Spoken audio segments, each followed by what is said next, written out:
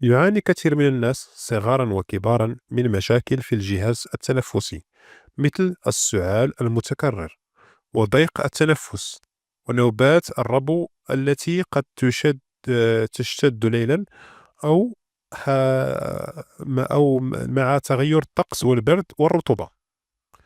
وتعد هذه الحالات من أكثر المشاكل الصحية التي تسبب الإزعاج والتعب، وتؤثر على النوم والراحة اليومية وجودة الحياة بشكل عام. ومع تعدد العلاجات الدوائية، يلجأ الكثيرون إلى الوصفات الطبيعية كوسيلة داعمة تساعد على تهدئة الأعراض وتخفيف حدتها، خاصة إذا استعملت باعتدال وبشكل منتظم.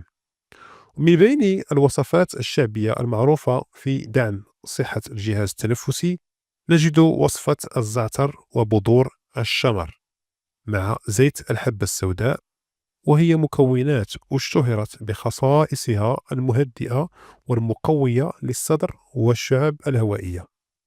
فوائد المكونات: الزعتر معروف بخصائصه المضادة للتشنجات، ويساعد على تهدئة السعال وتخفيف التهيج في الشعب الهوائية، كما يساهم في طرد البلغم وتنقية الصدر.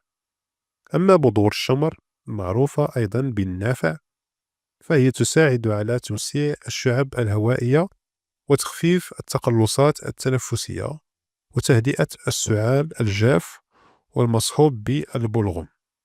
أما الحبة السوداء فقد عرفت منذ القدم بدورها في دعم المناعة وتهدئة الالتهابات وتخفيف أعراض الربو وضيق التنفس، خاصة عند استعمالها داخليا وخارجيا.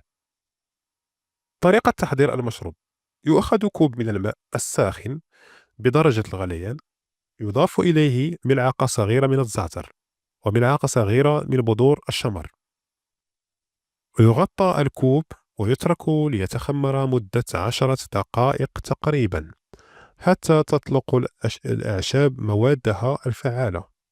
بعد ذلك يصفى المشروب ويحلى حسب الرغبة، ويضاف إليه بضع قطرات من زيت الحبة السوداء، ثم يشرب مثل الشاي على جرعات صغيرة.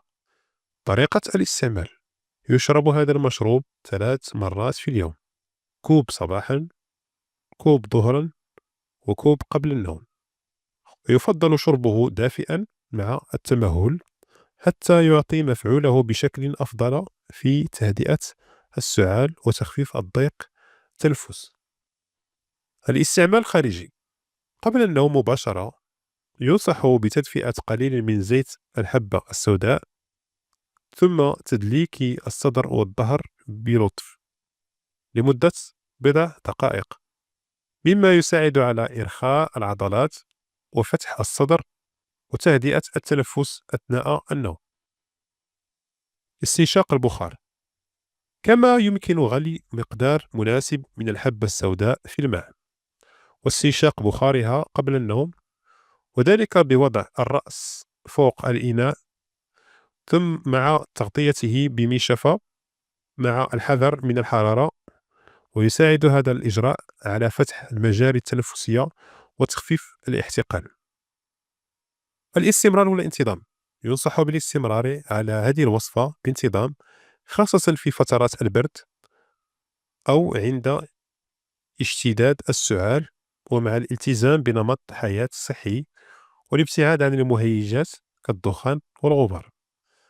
هذه الوصفة تعد وسيلة طبيعية داعمة ولا تغني عن العلاج الطبي، خصوصا لمرضى الربو المزمن أو في حال حدوث نوبات شديدة.